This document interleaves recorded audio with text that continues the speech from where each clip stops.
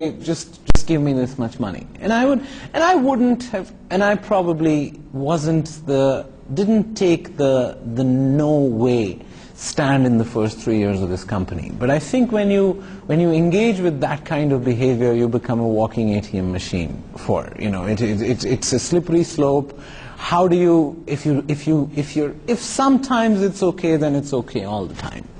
And so about 2 years, we reached the point in our life where we said that now we're big enough, and we're strong enough, and we're confident enough that we should stand without being a walking ATM machine for the labor inspector or for anybody else who wants to trade unionists or anybody else who wants to take a swipe at us just because of what we're doing. We don't have to apologize for what we're doing. So about 2 years ago is, I would say, the turning point in TeamLease when we said we were done with the off-balance sheet settlement.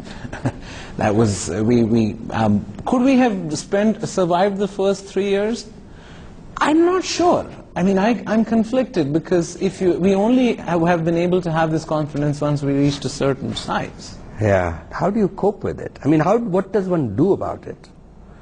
Corruption is a child of lack of transparency. It is a child of laws which are so subjective that they can't be enforced. I mean, you can't comply with 100% of India's labor laws without violating 20% of them. I have a notice from the Delhi government which says you cannot pay your employees by check because people don't have bank accounts. And I have another notice from the same Delhi government which says you better pay them, you can't pay them by cash because otherwise people steal it from them. To my mind, corruption in India is a child of the lack of transparency and our unwillingness to be realistic in what we legislate.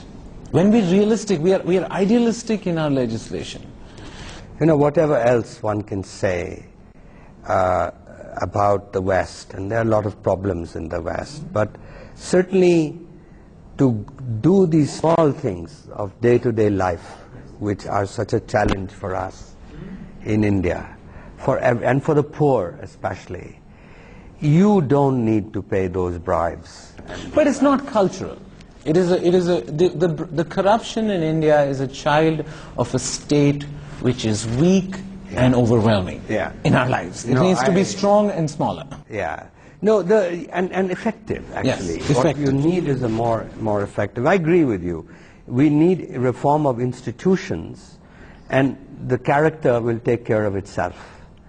But we have the challenges, the context of, see, the Indian mind is a little left of center. You know, Balzac once said, behind every great fortune lies a great crime. It could very easily have been an Indian who said that. You know, we have a differing attitude to wealth and those that possess it. In the past, a wealthy man usually was wealthy with dishonest means. Pre-90, it was unclear that there was was there an honest entrepreneur? Was it possible to be honest entrepreneur in the license Raj? Well, that's absolutely correct. But if you go back further, of course, the Vaishya, the merchant, was a very accepted and in many states an honored member of the society. So you're saying the distrust of markets in India is relatively recent? It came with the London School of Economics, this sort of suspicion of the businessman, the entrepreneur, and Nehru reinforced it in the early period. Now, if Gandhi had prevailed, I think Gandhi had a much more pragmatic view of the merchant class. And certainly, if you read the old texts, they're stories of merchants. And in many cases, merchants give advice to Brahmins on how to behave. And so the merchant was a much higher, well-regarded. So where did this you can't do well and do good contradiction in the Indian mind come from? Well, I think that's a kind of contradiction that's universal. I don't think it's not overwhelmingly Indian? No, not at all. I think all societies have this feeling that if you want to be really successful, you cannot really be good. And what is important, though, is that the society comes to terms with the fact that actually there is not necessarily a contradiction. Ultimately, reputation catches up, you know. It's not a one-innings game. You cannot reduce poverty, you cannot get education capacity up to handling 15 million people a year. You can't skill 6 million people a year unless you get free markets and democracy to work.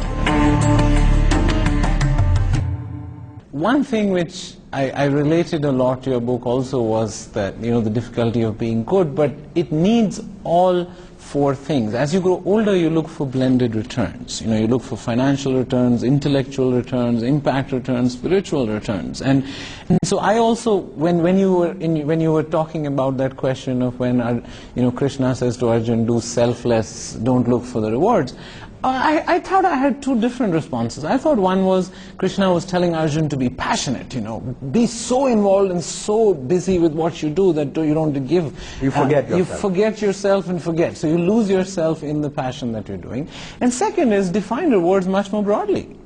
It's unclear to me, and I would be very interested in getting your perspective on how would you get up in the morning if you had no desires? Yeah. So that means that we you would have need to manage. Yeah, you have to manage desire. You have to manage your material life. You have to manage your moral life, and you have to manage your spiritual life. But isn't capitalism or markets the best context? See, human beings are a bundle of contradictions, and so capitalism being a second best choice is the best fit for human beings reaching their aspirations, along with whether it's brother-in-arm or handmaiden or child of democracy. Yeah. Free markets. Well, I think that's absolutely correct. That there is this notion, capitalism is hated around the world, and there's this notion that capitalism cannot be moral. Yes. That morality comes from religion somehow. In all cultures, this is true.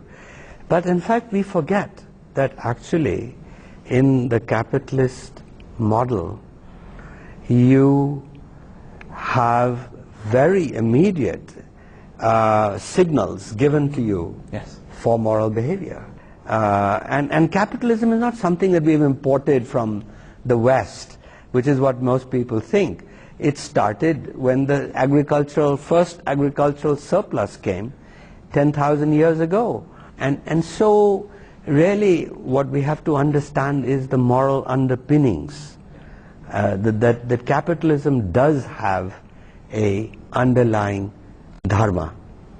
And but is that dharma in crisis right now because of the global crisis? Well, what has happened, in fact, is that there's a failure in the financial market. Yes, so people are confusing financial markets with free markets. That's right. And what's happening is that in the microeconomy around the world, that there is no problem. You have enough competition, you get the right signals, and that is fine. But what is tragic is that the financial markets, where there was excess, those have impacted the real market. Right.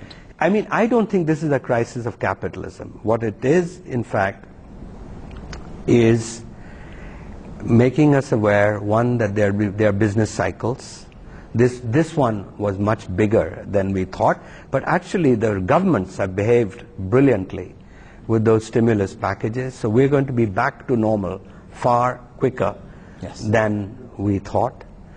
And what we do need is a degree of financial change in the financial regulation side. There is a need for reform.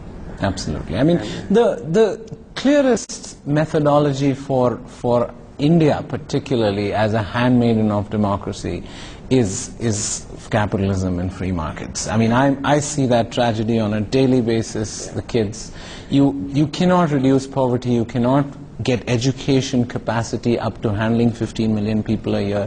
You can't skill 6 million people a year unless you get free markets and democracy to work. It is really a much more moral yes. answer, where people keep their self-respect, and therefore market-based solutions to poverty are really ultimately the most sustainable and the most moral ones.